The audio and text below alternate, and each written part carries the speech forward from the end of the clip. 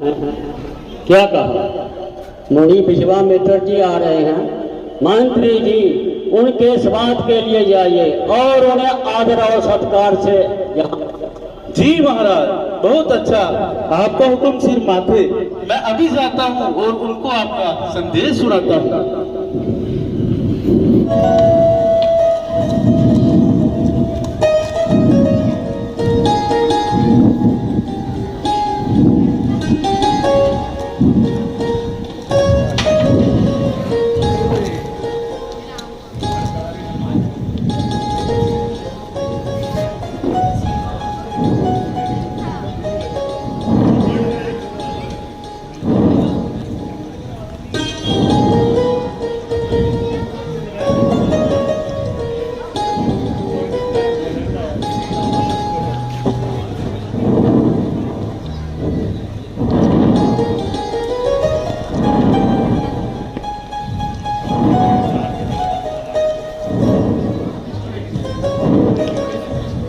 कहो मुनि जी आपका किस तरफ आना हो गया? कहो मुनि जी आपका किस तरफ आना हो गया? आपके दर्शन किए एक जमाना हो गया।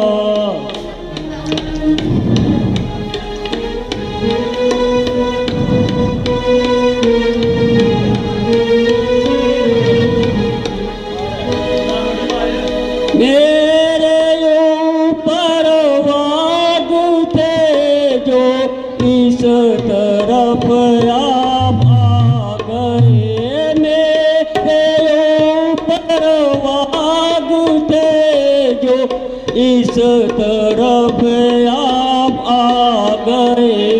जब से आप आए ये कुल जाना हो गया।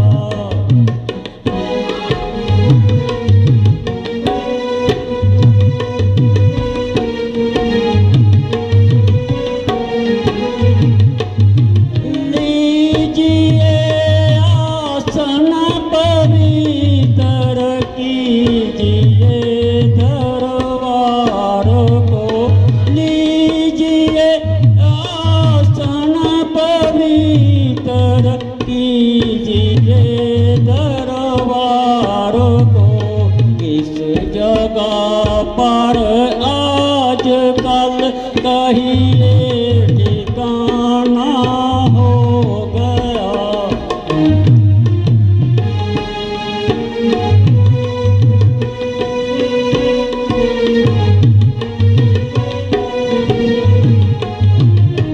मेरे लायक कोई सेवा हो तो फरमाइए। मेरे लायक कोई सेवा हो तो फरमाइए। किस तरह से भूल कर तशरीफ लाना हो गया। कहो मुनि जी आपका किस जगह गाना हो गया।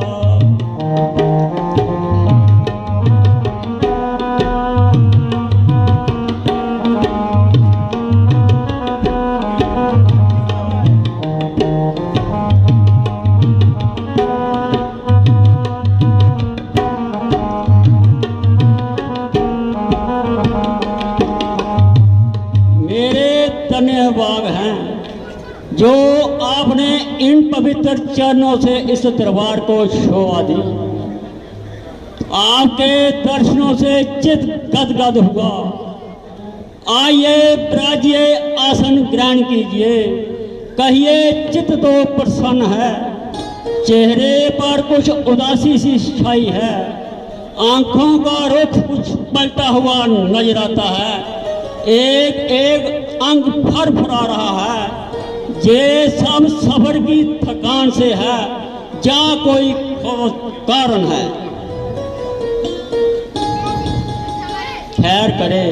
खैर करे मुझे मुनि जी का होलिया कुछ बिगड़ा हुआ नजर आता है।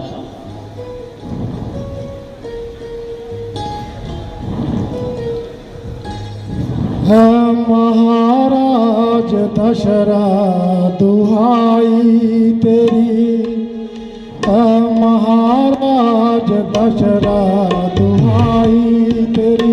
हम फकीरों को जायब गुजारा नहीं, कष्ट मिलता मेरा तो दिन इस कदर की बचाता हमारे से सहारा नहीं। महाराज दशरथ दुहाई तेरी।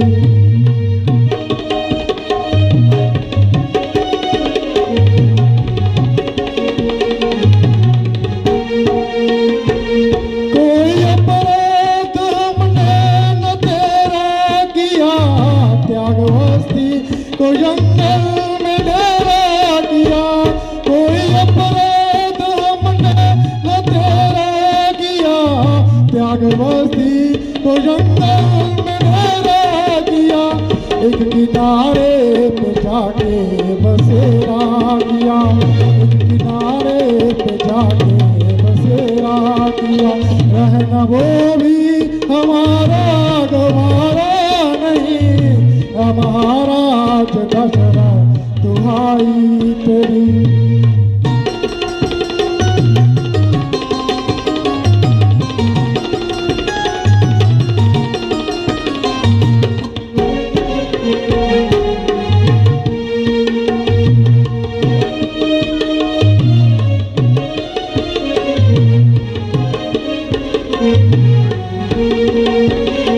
किसी प्राणी तक को सताते नहीं, रहते जंगल में बस्ती में आते नहीं। किसी प्राणी तक को सताते नहीं, रहते जंगल में बस्ती में आते नहीं।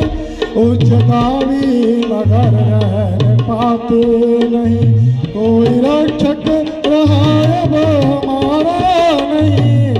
महाराज दशरथ दुहाई तेरी।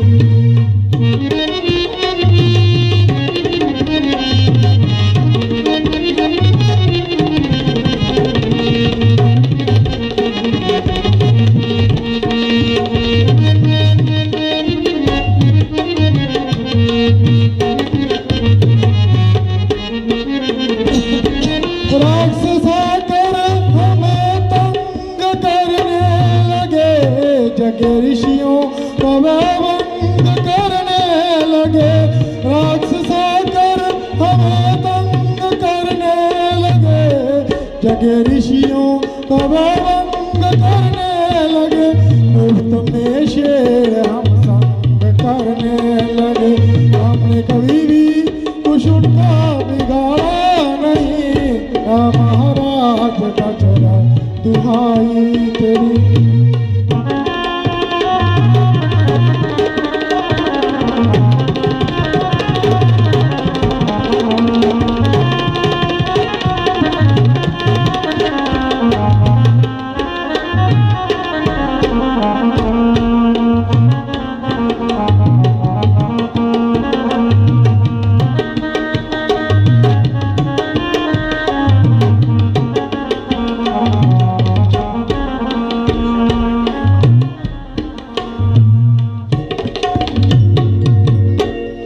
गजब गजब सितम सितम अंधेर महाअंधेर, प्रजा बड़ी लूटा करे और आपको कानो कान खबर न हो। राजन राजन आपके गंगा पैर के इलाके में राक्षसों ने आफत मचाई है। दुहाई है दुहाई है दुहाई है। जो यात्री आता है बड़ी कठोरता के साथ लूटा और बंद कर दिया जाता है। अभी कल की ही घटना है। स्त्रियों बच्चों सहित एक यात्रियों का समूह गुजरा, कईयों की बेचारों की जाने गई, कईयों का सिर फूटा। तमाम इलाका मारिश के हाथों दुखी है और हर एक छोटा बड़ा उस कमबख्त की जान को रो रहा है। अब उन पापियों के हौसले इतने बढ़ गए हैं कि वे साधु सन्यासियों से भी छेड़छाड़ करने लगे हैं। हम जंगल में बैठकर ईश्वर का भजन करते हैं और कंद मूल खाकर अपना पेट भरते हैं, ना किसी से कुछ मांगने जाते हैं और ना ही किसी को सताते हैं, केवल अपनी तपस्या से ही सरोकार है। लेकिन इन पापियों को जेल भी नाक बार है। अस्तु हमने एक यज्ञ रचाया था और हर एक छोटी बड़ी आफत से आने वाले से उसको बचाया था। ना जाने बेईमान कहां से आ गए और हमारा किया कराया पुरुषार्थ नष्ट भ्रष्ट कर दिया और तमाम जगह नष्ट कर दिया। जहां आकर ऐसी आफत मचाने लगे जहां तक कि हवन कुंड में मांस आदि बूंद बूंद कर खाने लगे। जब हम ही साधु सन्यासियों का ये हाल है तो दुनिया का तो परमेश्वर ही ये हाल है।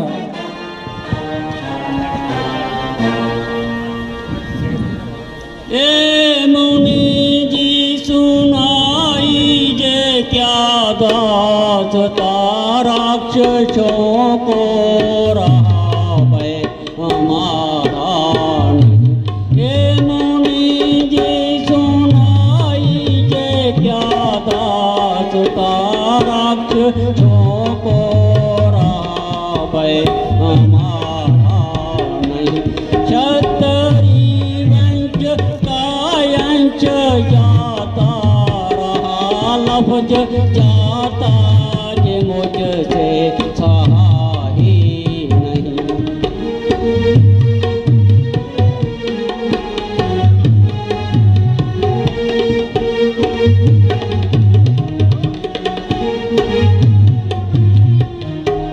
कौन सुनते ही मेरा उबलने लगाए।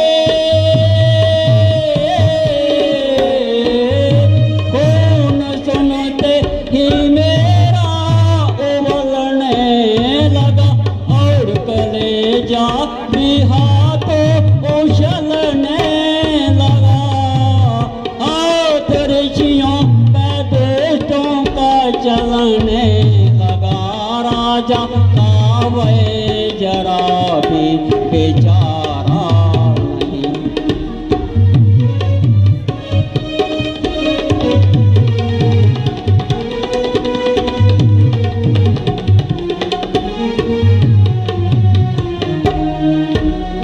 मेरी प्रजा पे बेइज्जत मरानी करे। मेरी प्रजा पे बेइज्जत मरानी करे। जो कहो सो हमारी ही हानि करे। खाक पर हम जहाँ हुक्मरानी करे। शीश दर से भी उनका उतारा नहीं।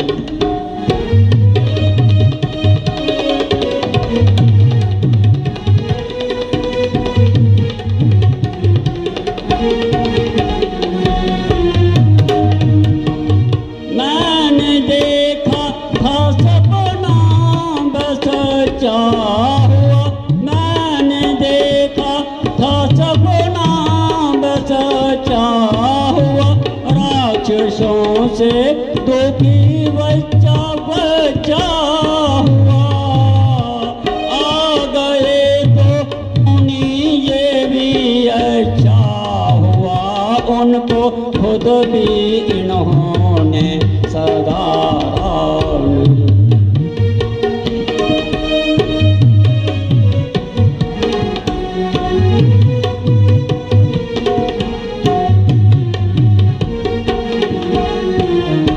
देर क्या है अभी बस चढ़ाई करूं। देर क्या है अभी बस चढ़ाई करूं।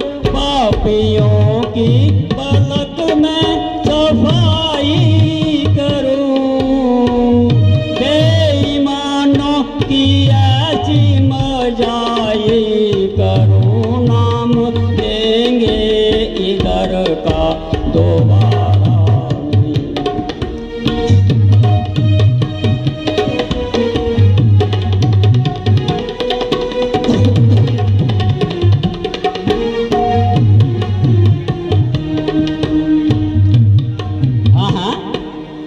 हाँ, मेरे राज्य में जेद चोरी नहीं बल्कि सीना चोरी। अगर मेरी प्रजा पर इस कदर अजाड़ है तो मेरे राज्य करने पर भी धिक्कार है। अभी चढ़ाई करता हूँ और देखते ही देखते एक एक की सफाई करता हूँ। यकीन जानिए कि उनकी मृत्यु समीप आई है और जो साधुओं सन्यासियों पर भी ऐसी आफत आई है।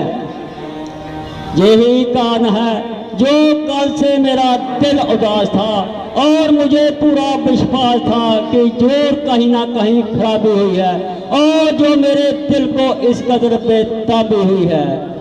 मंत्री जी, अभी आपको मेरे सपने पर भ्रम है, जो जुल्म सितम का बाजार इस तरह गर्म है। सेनापति जी, अभी इसी समय सेना तैयार करो और मेरी दूसरी आज्ञा का इंतजार करो।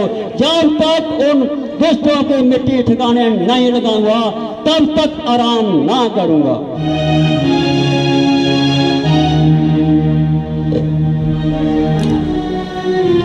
राजन, आपको कष्ट करने की क्या जरूरत है?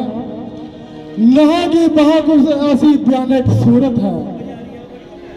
आप केवल राम और लक्ष्मण को मेरे साथ कीजिए और उनको मेरे साथ भेजने में इनकार ना कीजिए। इस अवस्था में मैं आपको कष्ट नहीं देना चाहता और ना ही आपसे फौज लश्कर लेना चाहता। ईश्वर की कृपा से आपके दोनों राजकुमार जवान हैं और बड़ी भांति विद्या में विद्वान है। राजन, आप राजकुमारों का बिल्कुल ख्याल ना करें और इनको भेजने में लतोलाल ना करें। ईश्वर ने चाहा तो बहुत जल्द ही कुशलता पूर्वक आपके पास होंगे और आपके कुल को चार चांद लगाएंगे।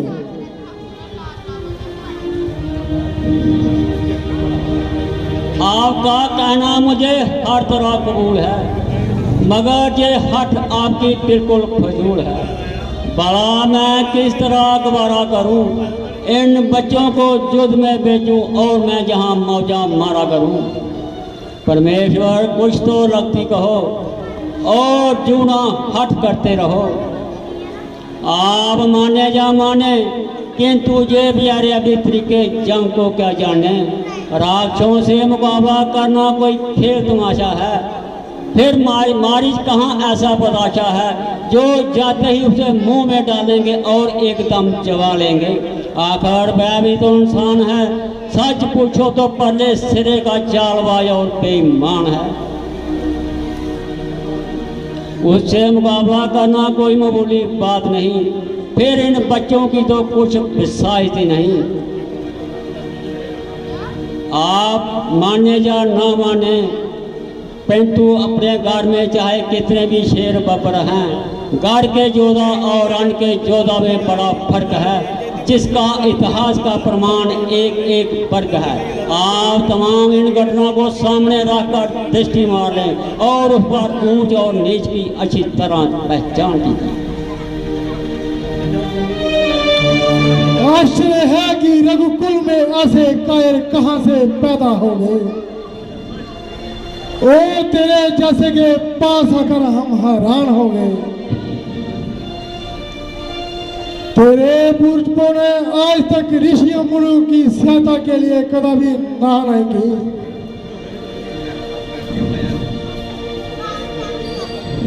और अपनी प्रजा के लिए कभी भी लतो लाल ना किया। जो वचन जुबान से निकला और उस पर अपनी जान निशावर कर कभी अपना कुर्बान किया। राजा रघु की जश और कीर्ति का भी आज खात्मा हो गया और तेरे जैसी ऐसी संतान का आत्मा मलिन हो गया। राजा हज यदि आज जीवित होते तो तेरे जैसे को देखकर बहुत दुख संताप होता। ना मुझे आपकी फौज से तकरार है और ना आपके राजकुमारों के से सरोकार है। जिस तरह भी हो सकेगा अपना आप मैं बचाऊंगा, लेकिन तेरे जैसे कायरों के पास आने से नहीं बचाऊंगा।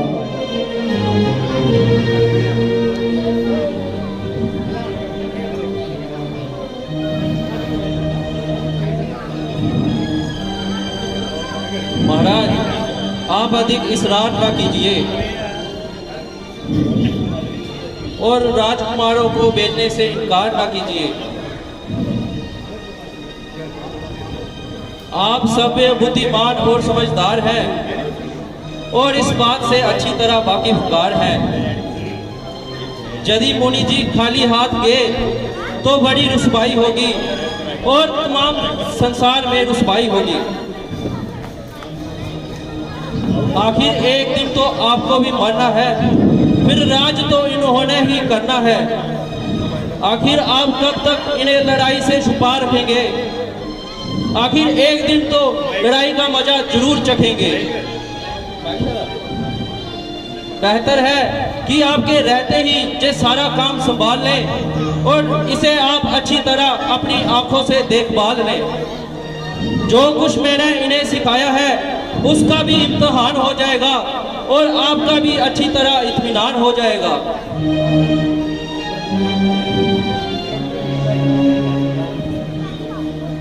इसके अतिरिक्त विश्वामित्र जी भी कोई दूध पीते बच्चे नहीं और लड़ाई के मैदान में बिल्कुल कच्चे नहीं।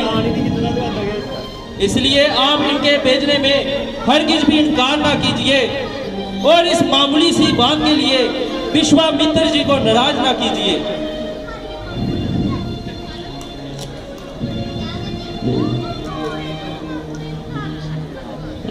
मुनिवर दोनों बालक हैं, मुनिवर दोनों बालक हैं। बोले वाले नादान नर, बोले वाले नादान नर। रण विद्या वे नहीं जानते हैं, लड़ने में अभी अनजान नर।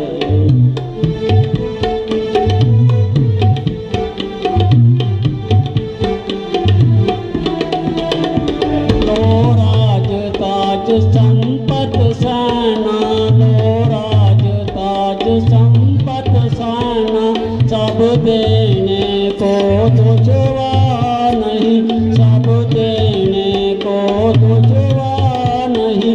आज्ञा हो तो मैं चला चलो, इसमें भी कुछ इनकार नहीं।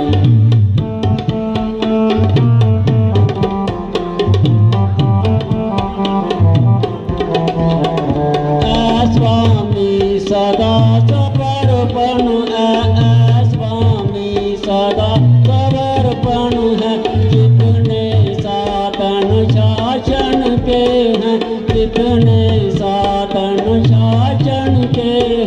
पर प्रभु विचार के वचन करो, तुम चारों चौथे बन के हैं।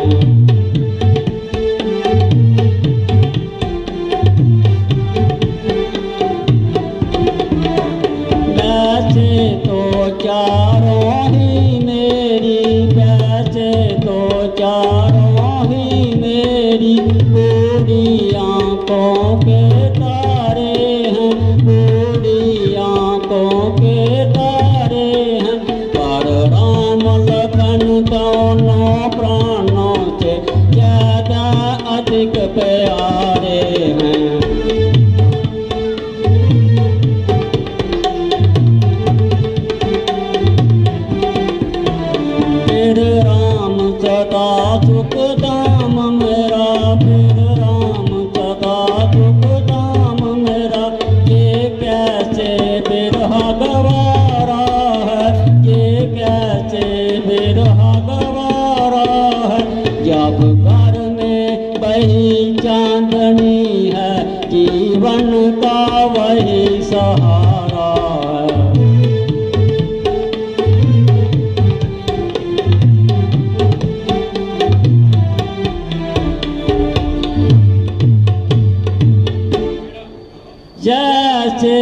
बने बनाए है तुमको अधिकार, साथ तुम्हारे कर दिए ऐजे दोनों राजकुमार। काम बने जब आपका दियो जलद लौटा,